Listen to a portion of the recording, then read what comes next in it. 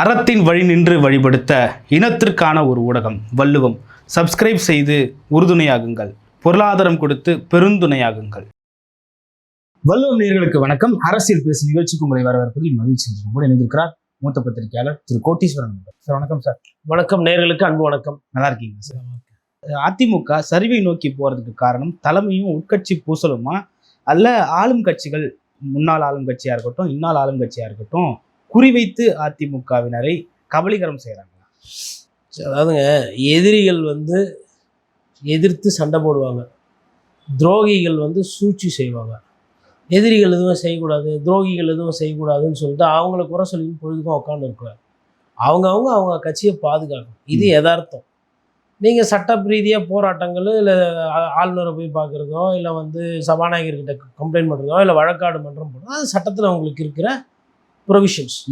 மற்றபடி இதில் குறை சொல்கிறதுக்கு நிறை சொல்கிறதுக்குன்றதை தாண்டி ஒரு சில தான் எதிர்த்து தான் அரசியல் பண்ணியா. ஒரு சில பிரச்சனைகள் இருக்குது, அதிமுகவில் பிரச்சனைகள் இருக்குது. நீங்கள் ஒரு சில விஷயங்கள் பேச மாட்டோம், இல்லை நாங்கள் அடம் பிடிப்போம், அமைதியாக இதே மாதிரி தான் இருப்போம் அப்படின்னும் இதெல்லாம் சிக்கல்கள் வரும்.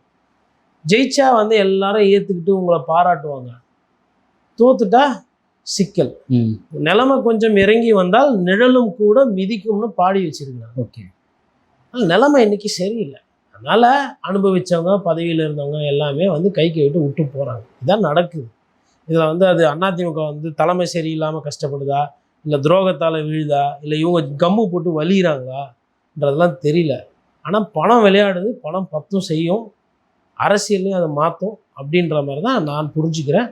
இது ஒரு அருவருப்பான அரசியல். இதெல்லாம் அதிமுக பாதிப்புக்குள்ளே இருப்பது உண்மை. ஓகே சார், பாமக தலைவர் அன்புமணியோட ஸ்டேட்மெண்ட் மிக முக்கியமான ஸ்டேட்மெண்ட்டாக இருந்தது. அதாவது 4 எம்எல்ஏக்கள் ராஜினாமா செஞ்சுருந்தாங்க. அந்த தொகுதியில் மீண்டும் இடைத்தேர்தல் வந்தால் பொது வேட்பாளரை எல்லா கட்சியும் சேர்ந்து நிறுத்தணும், இந்த குதிரை பேரத்தை தடுக்கணும்னா பொது வேட்பாளரை நிறுத்தணும் அப்படின்னு சொல்லியிருந்தாரு. எப்படி பார்க்கலாம் இது? இல்லைங்க, அது ஒரு ஆக்கப்பூர்வமான ஒரு கருத்து. எனக்கு தெரிஞ்சு இப்போ திமுகவும் ஒரு சில விமர்சனம் வைக்குது. தாவேக்கா எதுக்கு எடுத்தாலும் எங்களை தான் சொல்கிறாங்க, அவங்க ஒரு தரமான அரசியல் பண்ணணும் திமுக சொல்லுது. கம்யூனிஸ்ட் கட்சி ஐயா சண்முகம் போன்றவர்கள் இது ஒரு தேர்தல் முடிச்சு மைய கூட காயம் இல்லை அப்படின்னும் போது பொதுவாக இருக்கிறவங்க சொல்கிறாங்க. கம்யூனிஸ்ட் கட்சியும் இதை குறை சொல்லுது. அதிமுக ஒரு படி மேலே போய் கவர்னர் அலுவலகம், சபாநாயகர்கிட்ட, வேறு எங்கே யார் யார்கிட்ட இருக்கிறாங்களோ எல்லாருக்கிட்டையும் போய் மனு கொடுத்து கம்ப்ளைண்ட் கொடுத்துனுக்குறாங்க. டிடிவி தினகரன் கவர்னர் முன்னாடியே எம்எல்ஏவோட போய் கிட்டத்தட்ட ஆஜராகி, ஐயா பாருங்க, குதிரை பேரத்தை தடுங்க, உங்களுக்கு எதனா சட்டத்தில் இருக்குதா, எதனா பண்ணுங்க, இது இப்படி நடக்கக்கூடாது, நீங்கள் தான் கவர்னரு, நீங்கள் தான் அவங்கள ஆட்சி அமைங்க, 118 இருக்குதுன்னாங்க. அந்த 118ல் ஒரு சிலதுலாம் செட்டிங் ஆகி போயிருக்குது. அப்புறம் இது ஃப்ளோர் டெஸ்ட் என்ன எதுனா அவர் ஒரு சைடு சட்ட சிக்கலை இது பண்ணிக்கிட்டு இருக்கிறார். அப்போது இது ஒரு பிரச்சனை. பாட்டாளி மக்கள் கட்சி ஒரு படி மேலே போய் இது ஃப்ராடு வேலை, இது சீட்டிங் இது அப்படின்னே சொல்கிறார். அப்போ நான் என்ன பார்க்குறேன்னா, ஐயா அன்புமணி ராமதாஸ் கூட அந்த குரல் இருக்கு இல்லையா, அது ஒரு அரசியல் அரைச்சீற்றமாக கூட பார்க்கலாம். அதாவது என்னன்னா, தேர்தலுக்கு முன்னாடி தான் பொட்டி அரசியல், பெட்டி அரசியல்லாம் பேசி நம்ம பார்த்துக்கிறோம். தேர்தல் முடிந்ததுக்கு பிறகும் அது ஜெகஜோதியாக அந்த வியாபாரம் நடக்குது. அதான் ஐயா அன்புமணி சொல்கிறார், இது என்னப்பா இது ஃபவுலு, டீ ட்ரிங்க்ஸ் பிரேக்லலாம் பால் எடுத்து ஸ்டம்பில் வச்சு அவுட்டு கேட்குறீங்க, பேட் எடுத்து ஒழிச்சு வச்சுக்கிறீங்க ஆட விடாமல், இது என்னப்பா இது கிரிக்கெட்டுன்ற மாதிரி அன்புமணி கேட்குறாரு. எனக்கு தெரிஞ்சு 2 திராவிட கட்சிகளும் ஐயா அன்புமணியை கூப்பிட்டுட்டு, நீங்களே ஒரு குழு போடுங்க, நீங்களே ஒரு ஒருங்கிணைப்பு குழு போடுங்க, எந்தெந்த சட்டமன்ற தொகுதியில் யார் யார் நிற்கணும் அப்படின்றத நீங்கள் எடுத்துக்கங்கன்னு சொல்லிட்டு ஐயா அன்புமணி ராமதாஸ் கிட்ட அந்த பொறுப்பை கொடுத்துட்டு, ஏன்னா அதிமுக செய்யக்கூடாது, அது வரலாறு பெரிய பிழை.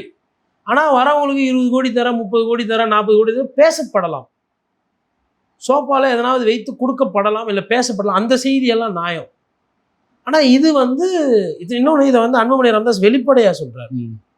இதே அன்புமணி ராமதாஸ் மறைமுகமாக அறிவாலயத்துக்கு ஆளை விட்டு அமிச்சு, ஔவை சண்முகத்துக்கு ஆளை விட்டு அமிச்சு, நம்ம சைடில் இந்த மாதிரி பண்ணுவோம், கடைசி நேரத்தில் இந்த மாதிரி பண்ணுவோம், நான் போடுற இடத்துல திமுக வேட்பாளர் போகிற இடத்துல அதிமுக போடாதீங்க, அதிமுக போகிற இடத்துல திமுக போடாதீங்க, நம்ம ஒரு நல்ல கேண்டிடேட்டாக நிறுத்தி சைலண்ட்டாக பின்னாடிலாம் பண்ணல, வெளிப்படையாக நாட்டு மக்கள் தெரிகிற மாதிரி பத்திரிகையாளர் சந்திப்பில் போட்டு உடைச்சு ஒரு நல்ல ஒரு விஷயத்தை அவர் முன்னெடுக்கிறார். ஏன் நல்ல விஷயம் அப்படின்னா, அவர் சொல்லக்கூடியது இப்படி குதிரை பேர் அரசியல், அதாவது 25 கோடி 30 கோடி இருக்குது, 50 கோடின்றாங்க, இது பேசிக்கிறது அரசியல் வட்டாரத்துக்கு. இந்த மாதிரி பணம் இருக்கிறவங்க யார் வேணா எம்எல்ஏவை தூக்கலாம் வாங்கலான்ற மாதிரி இருக்குது. அது அரசியல் கிடையாது. ஓகே, அதே ஒன்றுன்னு சொல்கிறாரு, அப்போ கூட்டணி கட்சியில் நாங்கள் வேலை பார்த்தோமே வெற்றிக்கு, அப்போ நாங்கள்லாம் என்ன சும்பா? அந்த அந்த ரேஞ்சில் அவர் கேட்குறாரு. விஜயகாந்த் நாங்கள் எங்களை பார்த்தா சும்பைகளா தெரியுதா அப்படின்னு கேட்பார் ஐயா. அது மாதிரி கேட்குறாரு அவரும். கேட்டுட்டு ஊருக்குள்ளே எப்படி ஓட்டு கேட்டு வரீங்கன்னு பார்க்குறேன்னு அடுத்த கால் எடுத்து வைக்கிறேன். எதிர்கட்சியோ தோக்கிற கட்சியோ ஜெயிக்கிற கட்சியோ அது கிடையாது. இந்த மாதிரி விஷயம் பண்ணினா உங்களுக்கு கண்டிப்பாக மக்கள் மன்றத்தில் நிறுத்தி உங்களை தோக்க வைப்போம். நீங்கள் எப்படி பிரச்சாரம் பண்ணி எப்படி ஊருக்குள்ளே திருப்பி வரீங்க பார்க்குறேன் கேட்குறேன்ற மாதிரி அதை அரைச்சிட்டு அரசியல் மோசமாக போகுதுன்ற அரைச்சிட்டு இப்போ அவர் சொல்கிறக்கூடிய அந்த கருத்தை ஏற்றுக்கிட்டு எனக்கு தெரிஞ்சு எல்லாரும் ஒன்றுபட்டு ஒரு பேச்சுக்கு சொல்கிறார்.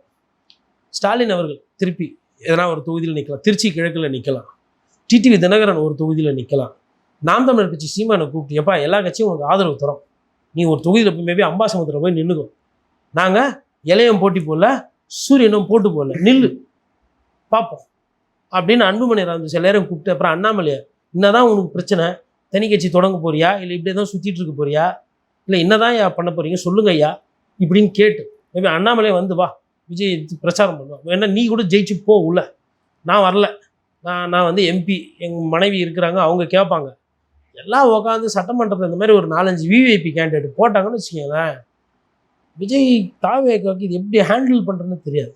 வெற்றி தோல்வி அப்புறம் விட்ருங்க, இந்த மூவ் எடுத்தாங்கனாலுமே ஒரு மாதிரி பணம் எல்லாம் செய்யாது. பெரிய பெரிய பணக்காரங்க இப்போ தான் தோற்று 1 மாதம் ஆகலை, ஆனால் நீங்கள் பணத்தை வச்சு திருப்பி விளாட்றீங்க. நீங்கள் பணத்தினாலே ஜெயிச்சிங்க தாவேக்கா, மக்கள் செல்வாக்கில் தானே ஜெயிச்சிங்க. அப்போ மக்கள் செல்வாக்கை மறந்துட்டு ஆட்சி வந்தோடனே பணத்தை வச்சு விளையாடினா அது நல்ல விளையாட்டா கெட்ட விளையாட்டா? இவ்வளோ பேர் குறை சொல்கிறாங்களே, ஏன் அதை பண்ணுறீங்க? திரும்ப திரும்ப ஏன் பண்ணுறேன் கேட்டால் அவர்கள் வருகிறார்கள், ஏன் சாதா தொண்டர்கள் வந்தால் சேர்த்துக்கோங்க. இப்போ நாளைக்கு திமுக கவுன்சிலர் கொஞ்சம் பேர் ரெடியாக இருக்கிறாங்களா தாவறதுக்கு? எதுக்கு வராங்க அவங்க என்ன வந்து சர்ச்சில் வந்து எங்களுக்கு கேட்டிகிஸ்ட் வேலை கொடுங்க, கோயிலில் வந்து எங்களுக்கு தேங்காய் உடைக்கிற வேலை கொடுங்க, மசூதியில் வந்து எங்களுக்கு பைக்கெல்லாம் அரேஞ்ச் பண்ணி விட்ற வேலை கொடுங்க, இது கேட்டால் வராங்க? அரசியல் ஆதாயம், அங்கீகாரம், பதவி இதுக்கு தானே வராங்க. இது தெரியலையா உங்களுக்கு? அவர்களாக வருகிறார்கள், அவர்களாக சேர்கிறார்கள் அப்படின்றீங்க. எதுவுமே வரவங்கெல்லாம் ஏதோ வந்து +2 பாஸ் அவுட் பசங்க மாதிரி காலேஜ் பசங்க வராங்க, 21 வயசு இளைஞர்கள் வராங்க, வேறு எந்த கட்சியிலும் இருந்தாங்க, சேர்த்துக்கோங்க, பதவி கொடுங்க, கட்சியை வளங்க. மாற்றுன்னு சொல்லிட்டு இதை பண்ணக்கூடாதுல்ல. மாற்றுன்னு சொல்லாமல் இதை பண்ணியிருந்தா ஒன்றும் பிரச்சனை இல்லை. இப்போ எல்லாருமே இதே அரசியல் தான் பண்ணுறீங்க, எல்லாம் சரியாக போயிடுச்சு போங்கன்னு மக்களை ஏமாத்துறீங்க. ஓட்டு போட்ட மக்களை புனித ஆட்சி தரம் தூய ஆட்சி தரம்னு சொல்லி பேசிவிட்டு ஊரில் இருக்கிற கட்சி பிரச்சனை எல்லாம் இருக்கிறவங்க இப்போ ஆல்ரெடி அங்கங்கே கம்ப்ளைண்ட் வருதா? செங்கல் சூளையில் போய் ஒருத்தர் நிற்கிறாரு 1 லட்ச ரூபா கொடுக்கணும்னு, இன்னொருத்தர் ஸ்கிராப் பிஸ்னஸ்னால் அங்கே போய் ஒருத்தர் நிற்கிறாரு, காணொலி தான் வருது ஃபுல்லாக சமூக வலைதளத்தில். அப்புறம் இன்னொருத்தர் நீங்கள் பார்க்குறேன் பில்டிங்கு பொக்லேன்னு இடிக்கிறவர்கிட்ட போய் நான் இந்த டெபிரி வியாபாரம்லாம் கொடுன்னு கேட்டுக்கிறாரு. இல்லை ஓனர் நம்பர் கொடு, ஓனர் நம்பர் கொடுக்கணும் கூப்பிட்டு 2 அறை காசும் கொடுக்க மாட்டேன், ஓனர் நம்பரும் கொடுக்க மாட்டேன், அது தாவேக்கா குழி. நீங்கள் தான் சொன்னீங்க அவங்களாம் அராஜகம் ரவுடிசம் பண்ணுறாங்க, அது ஊழல் கட்சி, அது தீய சக்தி, இதெல்லாம் என்ன வேலை அதெல்லாம் நாட்டில் நடக்கிறது? யார் கேட்குறது இதை? அமைதியாக இருப்பார் ஒரு சார், கோட் போட்டுட்டு எதுவுமே பேச மாட்டார். யாருன்னா கேட்கணும் இல்லைங்களா? அதனால் அன்புமணி ராமதாஸ் சொன்னது நல்ல கோரிக்கை. ஓகே, அதை வந்து அடுத்த லெவல் கொண்டு போனால் அது எதிர்கட்சிகளுக்கோ இல்லை தாவேக்காக்கு எதிரில் இருக்கக்கூடிய அணிகளுக்கு அது வந்து ஒரு ஏங்க மக்கள்கிட்ட சொல்லிட்டு ஒரு விஷயம் செய்யலாம், சொல்லாமல் தான் செய்யக்கூடாது. சார், தாவேக்காவை எதிர்க்க ஒட்டுமொத்த எதிர்கட்சிகளும் ஒருங்கிணைய வேண்டிய தேவை வந்திருக்கா? அவ்வளோ பெரிய கட்சி ஆயிடுச்சா தாவேக்கா? ஒரு நிமிஷம், தாவேக்கா எதிர்க்க இல்லை, அரசியல் வியாபாரத்தை எதிர்க்கிறது. ஓகே, இன்னைக்கு தாவேக்கா பண்ணோம், நாளைக்கு வேறு யாருன்னா பண்ணுவாங்க. நாளைக்கு அம்பானி வராரு, ஒரு 5000 கோடி எடுத்துன்னு வராரு, என்னப்பா வேணுன்றவங்களாம் கை தூக்குங்கப்பா அப்படின்னு அந்த நம்ம படத்தில் மாஸ்டர் படத்தில் சொல்லுவாங்கல்ல, நான் வேணா சாம்பிள் கட்டா விசுவாசத்துக்கு அப்படின்னு சொல்லிட்டு 10 லட்சம் அப்படின்னா எவ்வளோ நாளாக இருக்கிறது தெரியுமா, அண்ணன் கூட அண்ணன் அப்படிலாம் விட்டுருவான், 20 லட்சம் அண்ணா இருங்கண்ணா பேசிக்கலாண்ணே ஏண்ணே அப்படின்னா 30 லட்சம் அப்படின்னா ஒருத்தன் திடீர்னு ஓடி போய் கதவு மூடுவான். 40 லட்சம் உருட்டுக்கட்டை எடுத்து யார் சம்பளம் கொடுத்து யார் முதலாளியா யார் ரவுடி பையனை வச்சிருந்தாரோ அந்த பெரிய ரவுடியை உருட்டுக்கட்டத்தை அடிப்பான். நான் தான் சொன்னேன்ல விசுவாசத்துக்கு உனக்கு தெரில அப்படின்னு அந்த காசை கொடுத்துட்டு போவாங்க. இந்த காட்சி எந்த படத்தில் வந்தது? மாஸ்டர் படத்தில் வந்ததா? விஜய் சார் நடிச்சிருப்பாரா? ஒரு கெட்டவனை எப்படி நீங்கள் காட்டுறீங்க? பண ஆசையை காட்டி பணத்தை கொடுத்து காரியத்தை சாதித்தால் கெட்டவன். படத்தில் அப்படி தானே காட்டினீங்க.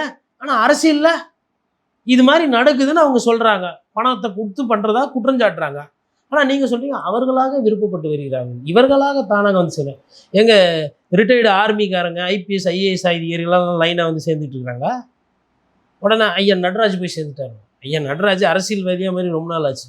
வயசு எவ்வளோ ஆனாலும் வாய்ப்பு எந்த கட்சி கொடுத்ததுன்றதை மறந்துட்டு ஒரு சிலர் செயல்படுறாங்க. சார் ஆனால் இதே சம்பவம் மனோஜ் பாண்டியன் போயிட்டு திமுகவில் எம்எல்ஏவாக இருக்கிறப்ப சேர்ந்ததும் ஓபிஎஸ் சேர்ந்ததையும் விமர்சிக்காதவங்க இப்போ தாவேக்கால நடக்கிறத மட்டும் பெரிய அளவில் விமர்சிக்கிறாங்க. ஐயா வைத்தியலிங்கமும் அந்த லிஸ்ட்டில் சேர்த்துக்கோங்க. தேர்தல் முடிகிற நேரத்தில் 5 வருஷம் முடிஞ்சிச்சு. ஒரு கட்சியிலேருந்து பதவியெல்லாம் அனுபவிச்சாச்சு. ஆனால் அந்த கட்சிக்குள்ளே பிளவு. ஐயா ஓபிஎஸ் அணி இபிஎஸ் அணி. ஐயா ஓபிஎஸ் அணியை இபிஎஸ் சேர்த்துக்கல.